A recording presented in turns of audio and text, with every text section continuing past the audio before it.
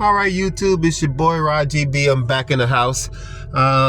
Just made my little run. I'm about to go ahead and get this car on home, man, because it's a little cold out here. And shoot, man, when you get cold, you just don't want to really.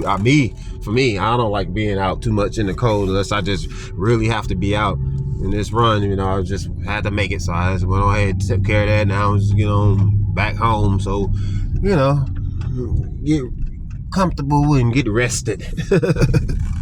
Enjoy it and take advantage of the weekend. Yep. It's a 25 mile an hour right here, so you gotta take your time all over in this area. You don't want to aggravate anybody.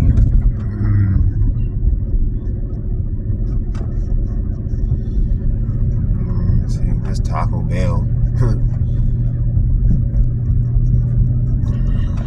Alright, I guess I'm gonna, just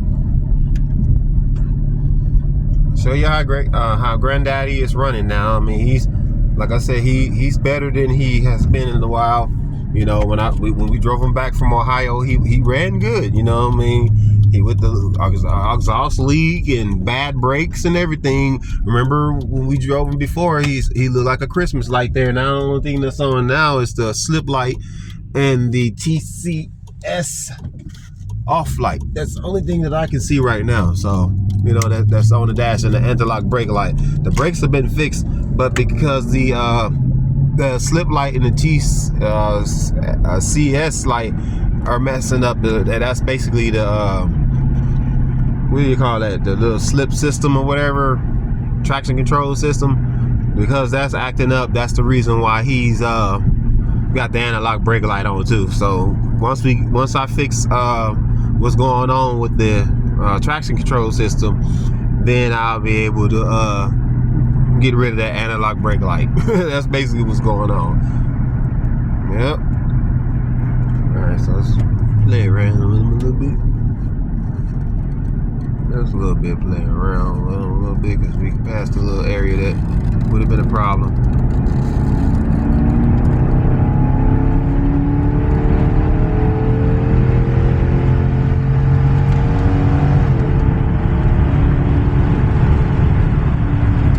I don't want to go too crazy with him. It is a slow road that I'm on right now. He's very comfortable though. I'll give him that. You all are the first ones that got a chance to see me rev him that high though, because I've never went to 5.8 in him. This is about to be like the first time I've ever even went in the high RPM range. The last time y'all seen me drive him, it was like I think I was revving him like 4,000, 4.5 maybe at the most. But yeah, he's doing real good. I mean, he's driving better than ever now. I mean, he sounds good, he feels good, he's comfortable, he's stable. So I mean, I just like having fun with him every now and then. But upon that, you just gotta be careful too. You gotta be out there, flying everywhere you go. Have a little fun every now and then. Yep. This is part 2 to the video that I was doing. I think I'm gonna name both of them a ride with Granddaddy, because that's what he is. He an old car. This car is 96, man, and the other one's a 91. Crazy, ain't it? It's a lot of cars. That's why I'm just trying to be careful. And there's a little turn coming up there. Yep. Tell you, man, if this ain't the fastest car out here, don't think that that my head's in my ass.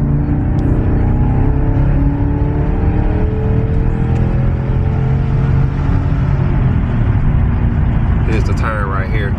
He handles pretty good around the curbs. He don't really get too off, when it comes to the way he handles the curbs. As long as you turn just right, he'll make it around those curves with no problem, you know. Because that curve is a 40-mile-an-hour curve, and you seen how fast I was going around that curve. So I mean, he handles pretty good. And Great Granddaddy the same. I don't know what kind of suspension they use. I know it's a double wishbone suspension they say they use on here, but I'm guessing that double wishbone suspension gives them pretty good handling. And for this to be a pretty big car, you know, luxury car on top of that with a beastie engine, because it's got a beastie engine. They both, you know, these Generation 1 V8s from Nissan are beastie.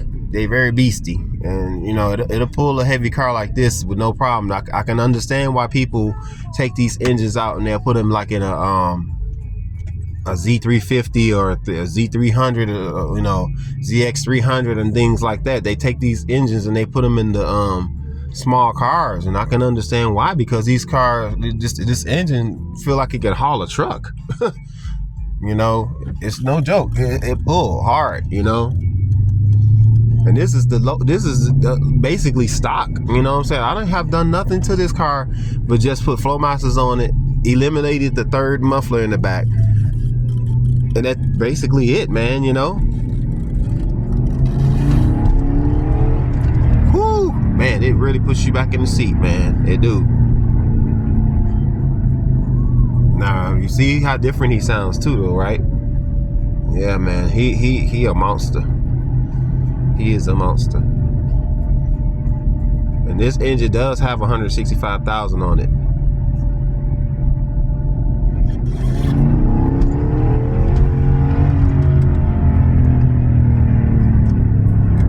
Let the guy behind me know that I'm turning. Yeah, man, you feel the power, man. It really pushes you in the seat, man. Straight the fuck up. It pushes you in the seat. Yeah, man. I had to play around with him though, just to see if he could handle it too, though. I had to do it today, y'all. You know, I had to give him his little stress test to see, you know, because I haven't drove him like this since I had him, and I don't even remember when I did the video when I got him back from Ohio. But you know, yeah, I just had to give him a little blowout, little carbon blowout today. So all right, y'all, putting my back up on Great Granddaddy. You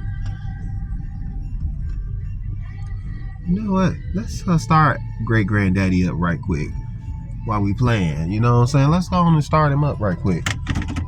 Let's go on and start Great Granddaddy up right quick. I'm gonna move this car. I want to get this car kind of. I know I'm not gonna get him even with him, but Granddaddy ain't gonna be even with Great Granddaddy because of the way up he parking. I be coming up in here parking all, you know, thinking I'm dead smack next to him, but I don't be. Let him run and chill out for a second. The window down so he don't lock me out, because sometimes these cars, this one will lock you out, but the other one, Great Granddaddy, he cool. He don't trip like that.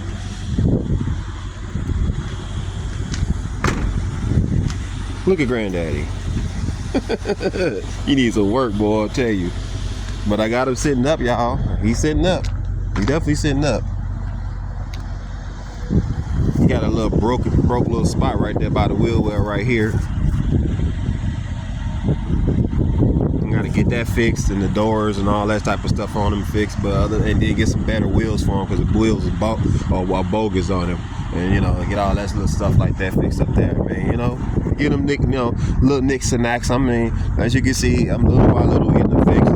You got the little shotgun exhaust going. It's all rusty because of salt and all that stuff. It's just pipe. It ain't no chips on there. And then of course you see, look, he got his too. They rusty too, but his is under. And if you don't, they got shotgun. They, you know, start them up right quick.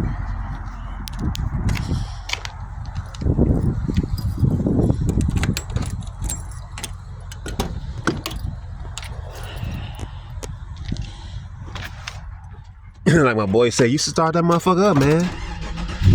He ain't been started in a couple of days, so I always let the window down a little bit just for, you know, just in case they try to lock you out.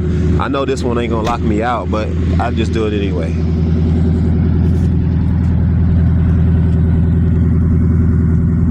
y'all hear the difference in the exhaust? You could if that one running, and you could barely even hear that one. This one.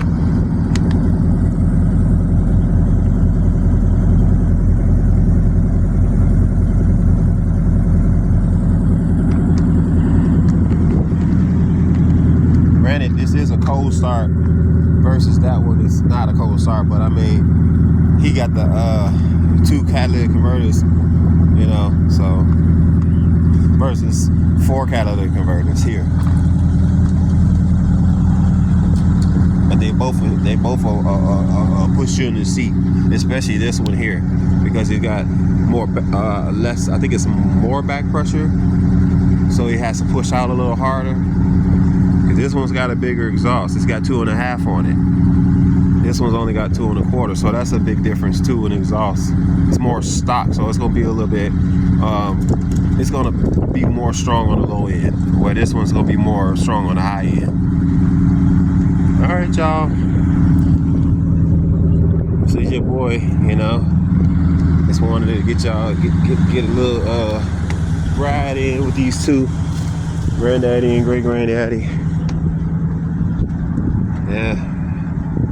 Now it's time to get ready to go in this house. So looks like I might have to holler back at y'all.